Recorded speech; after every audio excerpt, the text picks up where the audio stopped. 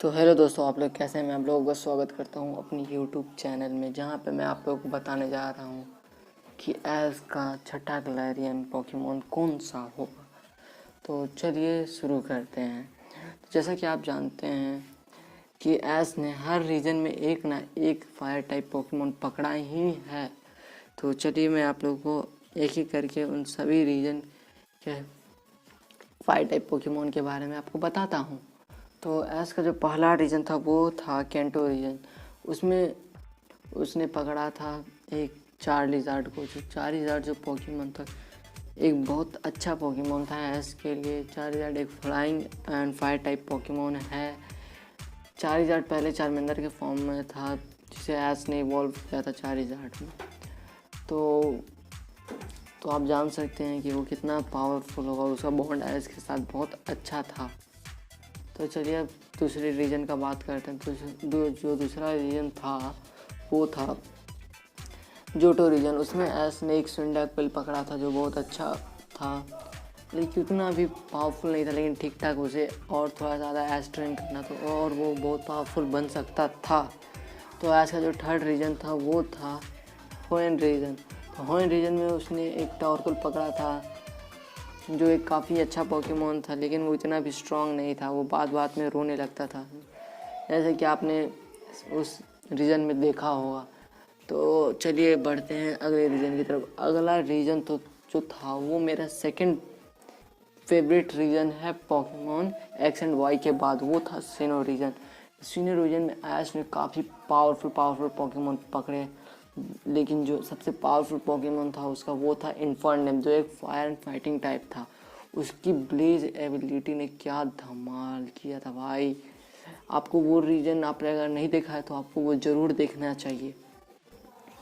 उसमें एज का इन्फर्ने बहुत पावरफुल हो जाता है उसकी ब्लेज एबिलिटी के कारण। तो चलिए बढ़ते हैं एज के पांचवें रीजन की तरफ। तो पांचवा रीजन ऐसा कोई ख़ास नहीं था। उसमें उसने बस दो ही, मेरे ख्याल से मुझे लगता है ऐसा कि उसने बस दो ही अच्छे पोकेमॉन पकड़े। उसमें उसने बहुत सारे पोकेमॉन पकड़े थे, जिसकी वजह से वो कुछ पोकेमॉन को अच्छे से ट्रेनिंग नहीं कर पाया। लेकिन उसमें उसने पकड़ा था एक पिग्नाइट को, जो बहुत अच्छा ट्रेन किया था उसने और उसे बहुत अच्छा बनाया था। तो चलिए चलते हैं अगले रीजन की तरफ। तो जो अगला रीजन था एस का वो था पोकेमॉन एक्स एंड वाई, जो मेरा फेवरेट रीजन और शायद आपका भी हो सकता है। तो वो वो जो था ना यार, क्या बताऊँ मैं आपको, क्या रीज़न था। मतलब रीज़न मतलब कारण वाला रीज़न नहीं, रीज़न आप समझ सकते हैं कौन सा रीज़न था। तो चलिए शुरू करते हैं उस रीजन की कहानी। तो उस रीजन में एस ने तो भाई, उस रीजन का फेवरेट तो मेरा ग्रेनिंजा है, जो एक वाटर टाइप है। लेकिन हम लोग यहाँ पे फायर टाइप का बात कर रहे हैं, तो इसलिए उसमें एक टेलोफ्लेम था जिसने एस ने फ्लेचिंडर के रूप में पकड़ा था और उसे इवॉल्व किया था टेलोफ्लेम तक। वो भी एक बहुत अच्छा फायर टाइप पोकेमॉन था। तो चलिए आगे बढ़ते हैं और चलते हैं सेवेंथ रीजन की तरफ, जो था एस जो रीजन जीता था वो है उसका सेवेंथ रीजन, मतलब कि अलोला रीजन। अलोला रीजन में एस ने बहुत सारे अच्छे पोकेमॉन पकड़े और उसमें one of the best Pokemon उसका था इंसिनेडोर, जो लास्ट में जाके इंसिनेडोर में इवॉल्व हुआ था। पहले वो डोरा कैट था, क्या फाइट किया था उसने इंसिनेडोर के सामने। अपने मतलब इवॉल्व फॉर्म को उसने हरा दिया था लगभग। तो उसमें भी वो जीता था। उसने उस रीजन में एस अलोला रीजन का चैम्पियन बना था। तो अब बात करते हैं अभी के रीजन के बारे में, यानी कि गेलार रीजन। तो गेलार रीजन में हम लोग जानते हैं कि एस के पास अभी 5 पोकेमॉन है। एस का अभी छठा जो स्थान है वो अभी खाली पड़ा हुआ है। तो एस के 5 पोकेमॉन हैं, पिकाचू, गेलारियन फारफेस्ट, ड्रैगनाइट और एक कौन सा पोकेमॉन था, हाँ राइलू और मिस्टर माइन। ये पांचों जो पोकेमॉन पकड़े हैं ना भाई, ऐसे बहुत अच्छे पोकेमॉन हैं। जैसे कि आप जानते हैं कि हर रीजन में उसने एक ना एक फायर टाइप पोकेमॉन पकड़ा है। तो ऐसे के गेलार रीजन में एक भी फायर टाइप पोकेमॉन नहीं, तो आप समझ सकते हैं कि आखिरी जो पोकेमॉन होगा वो एक फायर टाइप होने ही वाला है।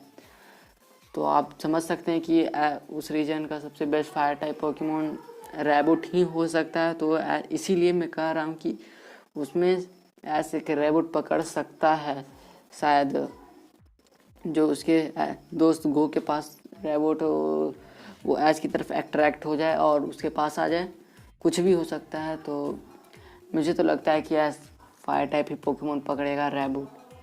तो बस मैं यही कहना चाहता हूँ। तो चलिए मैं आप लोगों को जाते जाते एक पहेली छोड़ के जाता हूँ, आप लोगों को एक क्विज़ दे के जाता हूँ, पोके क्यूज।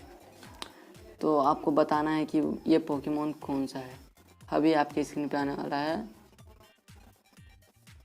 बताइए आपके ये पोकेमोन कौन सा है, इसका नाम कमेंट में लिख दीजिएगा। तो चलिए अब मैं चलता हूँ, तब तक आप गाने को एंजॉय कीजिए।